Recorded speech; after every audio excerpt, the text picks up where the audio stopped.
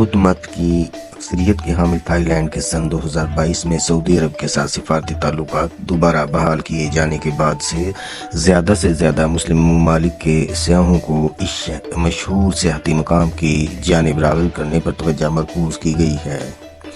گزشتہ مہینے حکومت نے تھائی لینڈ کو دنیا کے حلال باورچی خانے اور جنوب مشرقی ایشیا کے حلال مرکز کے طور پر فروغ دینے کے لیے 2024-2028 کے منصوبے کا اعلان کیا۔ تھائی لینڈ میں حلال فوڈ کے حوالے سے ضوابط کو یقینی بنانے کا ذمہ داری مرکزی ادارہ بنکاک کی شو لو لانگ کال یونیورسٹی میں قائم کردہ حلال سائنس سینٹر ہے۔ اس سینٹر نے ایک معیاری نظام تیار کیا ہے جسے حلال انشورنس لائبلٹی کوالٹی سسٹم یا حلال کیو کہا جاتا ہے۔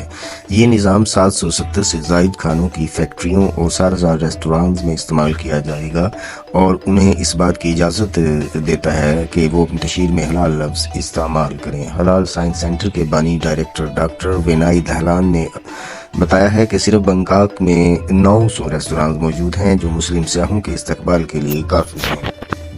ان کا کہنا تھا کہ ہم تھائی لینڈ کی مرکزی اسلامی کونسل کے ساتھ کام کرتے ہیں اور حلال تھائی فوڈ کو تھائی لینڈ کی سافٹ پاور کے طور پر متعارف کروا رہے ہیں۔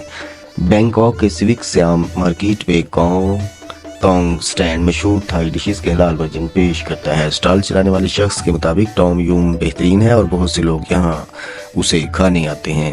تاہم تمام مسلم سیاح نسبتاً نئی فوڈ مارکیٹ اور حلال کھانوں کی دوسری جگہوں کے بارے میں نہیں جانتے اور رامانائن محلے میں جوڈ فیئرز نائٹ مارکیٹ ایک اور جگہ ہے جہاں حلال کھانا مل سکتا ہے۔